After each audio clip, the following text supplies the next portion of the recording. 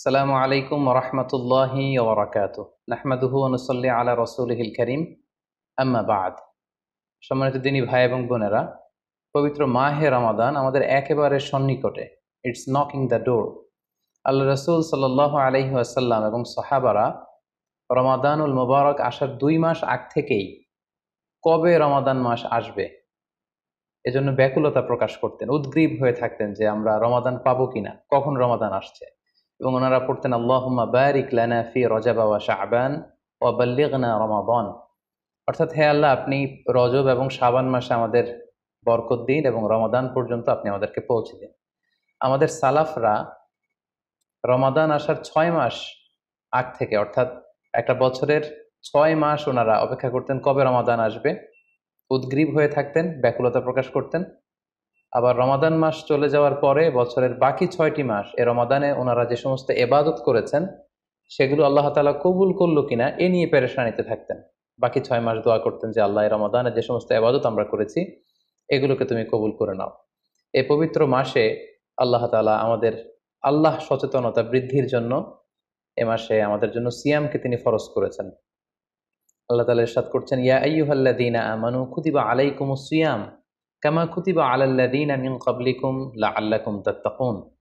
অর্থাৎ, ওহে বিশ্বাসীরা, সিয়ামকে এ রমাদান মাসে তোমাদের জন্য অবধারিত করা হয়েছে, যেমনি ভাবে তোমাদের পূর্ববর্তীদের উপরও এই সিয়ামকে অবধারিত করা হয়েছিল, যাতে করে তোমরা আল্লাহ সচেতন হতে পারো।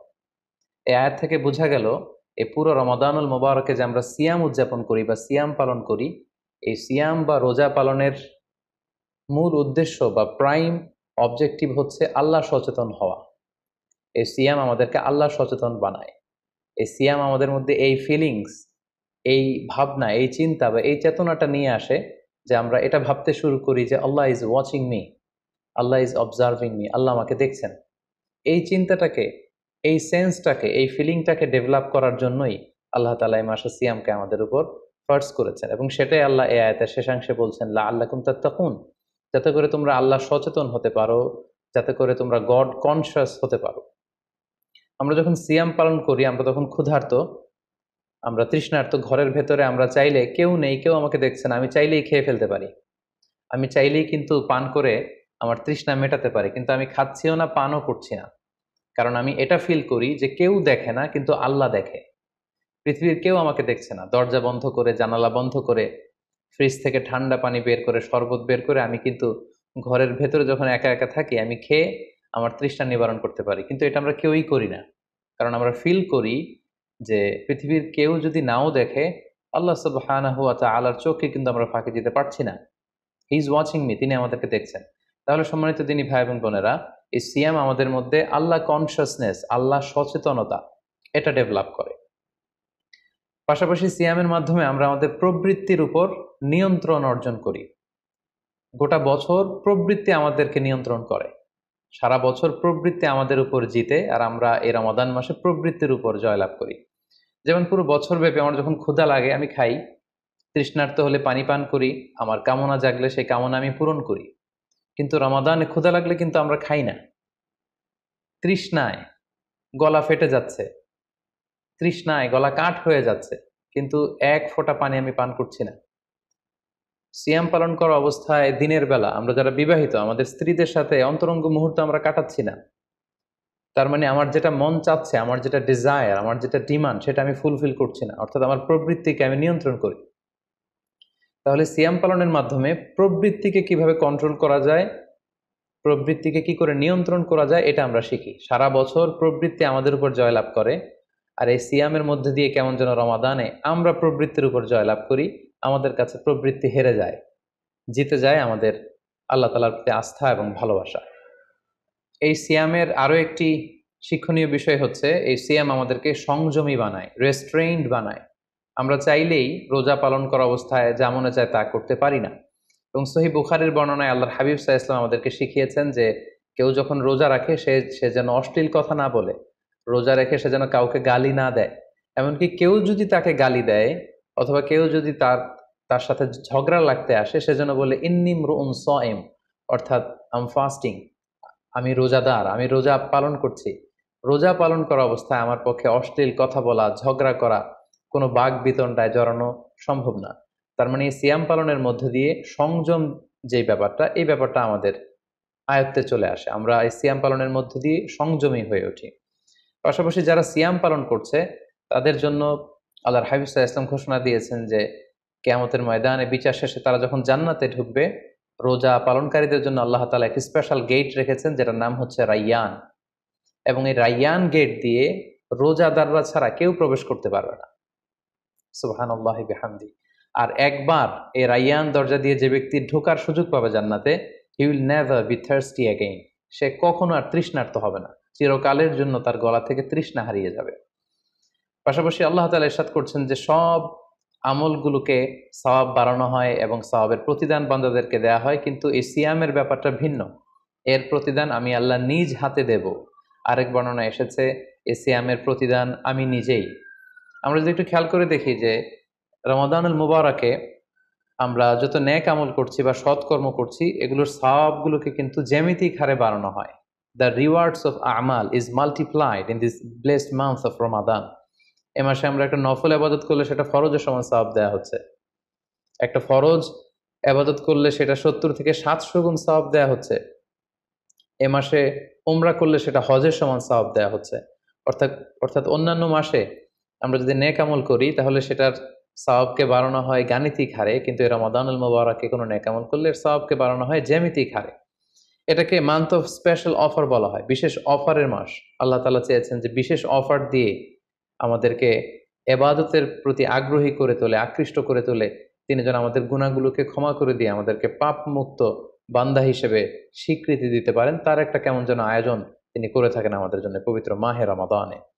এবং এই রমাদানুল মুবারকের প্রতিটি রাতে আল্লাহ তাআলার পক্ষ থেকে একজন বিশেষ আহ্বানকারী ফেরেশতা তারা ডাকতে থাকে আর বলতে থাকে, ইয়া বাগিয়াল খায়রি আকবিল, হে কল্যাণের অভিযাত্রী, হে কল্যাণের পথের যাত্রী, আকবিল প্রসিড, গো অন, আরো সামনে যাও, আরো নেক কাজ করো, আরো ভালো কাজ করো। ইয়া বাগিয়াশ শাররি আকসির, হে পাপের পথের যাত্রী, আকসির স্টপ, থেমে যাও, অনেক হয়েছে, আর না, আর অন্যায়ের দিকে ধাবিত হয়েও না।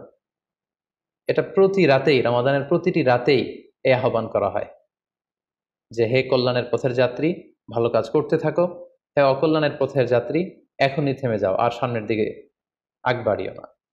এবং এই বরকতপূর্ণ মাস পেয়েও যারা আল্লাহ তাআলার ক্ষমা পায়নি, রাসূল সাল্লাল্লাহু আলাইহি ওয়াসাল্লাম তাদের জন্য ভয়ঙ্কর ওয়ার্নিং দিয়েছেন, হুঁশিয়ারি দিয়েছেন, গভীর হুঁশিয়ারি তিনি বর্ণনা করেছেন। মসজিদে নববীতে আল্লাহ রাসূল সাল্লাল্লাহু আলাইহি ওয়াসাল্লাম একবার মিম্বারের প্রথম ধাপে পা রেখে বললেন আমিন, দ্বিতীয় ধাপে পা রেখে বললেন আমিন, তৃতীয় ধাপেও পা রেখে বললেন আমিন। সাহাবারা জিজ্ঞেস করলেন, ইয়া রাসূলুল্লাহ, তিনবার কেন আমিন বললেন? আমরা তো বুঝতে পারলাম না। আল্লাহ রাসূল সাল্লাল্লাহু আলাইহি ওয়াসাল্লাম তখন বললেন যে এইমাত্র জিবরিল আমার কাছে এসে আমাকে শুনিয়েছে যে যে ব্যক্তি রমাদানুল মুবারক পেয়েও ইবাদতের মাধ্যমে আল্লাহর ক্ষমা পেল না, সে দুর্ভাগা, সে হতভাগা। আমি তখন বলেছি আমিন। তারপর জিবরিল বলল যে মা বাবা উভয়কে পেয়ে তাদেরকে সন্তুষ্ট করার মধ্য দিয়ে যারা আল্লাহর জান্নাতকে হাসিল করতে পারলো না, তারা দুর্ভাগা, হতভাগা। আমি বলেছি আমিন। তৃতীয় পর্যায়ে জিব্রাইল বলেছে যে হে নবী, আপনার নাম শুনবার পরেও যে আপনার উপর দুরূদ পাঠালো না, অর্থাৎ সাল্লাল্লাহু আলাইহি ওয়াসাল্লাম বলল না, সে দুর্ভাগা, সে হতভাগা। তখন আমি বলেছি আমিন। সম্মানিত শুধু এই হাদিস থেকে আমরা বুঝতে পারি যে যারা রমাদান পেয়ে আল্লাহর প্রিয় ভাজন বান্দা হতে পারলো না, আল্লাহর কাছ থেকে ক্ষমার ঘোষণা পেল না, তাদের চেয়ে দুর্ভাগা এবং হতভাগা আর কেউ হতে পারে না। তাই যেহেতু রমাদান আমাদের একেবারে সন্নিকটে, আর মাত্র 2 দিন পরে এই পবিত্র মাস আমাদের মাঝে আগমন করবে, তাই আমাদের উচিত এই মাসটাকে ভাব গাম্ভীর্যের সাথে উদযাপন করা, to take the best out of this blessed month, যত বেশি পরিমাণে সম্ভব নেক কাজ করে আল্লাহ তাআলার ক্ষমাপ্রাপ্ত বান্দাদের অন্তর্ভুক্ত হওয়ার চেষ্টা করা। আমরা যদি এই মাসকে উদযাপনের জন্য এখন থেকে একটা প্ল্যান করি বা প্রোগ্রাম করি এবং সেটার আলোকে যদি পুরো মাসটি আমরা পরিচালনা করবার চেষ্টা করি, তাহলে আশা করি খুবই ফ্রুটফুল ওয়েতে এই যে অফার দেওয়া হয়েছে, স্পেশাল অফার, এই অফারগুলোকে আমরা কাজে লাগাতে পারবো এবং বেশি বেশি আবাদত করে আল্লাহ তাআলার প্রিয় ভাজনদের অন্তর্ভুক্ত হতে পারবো। এই পৃথিবীতে আমরা যখন কোনো বিজনেস রান করি, নিশ্চয়ই তার আগে একটা প্ল্যান করি, একটা প্ল্যান সাজাই। বড় কোনো প্রজেক্ট যখন আমরা হাতে নিই, আমরা একটা প্রজেক্ট প্ল্যান দাঁড় করাই এবং সেটার আলোকে আমরা সেই প্রজেক্টটাকে রান করবার চেষ্টা করি।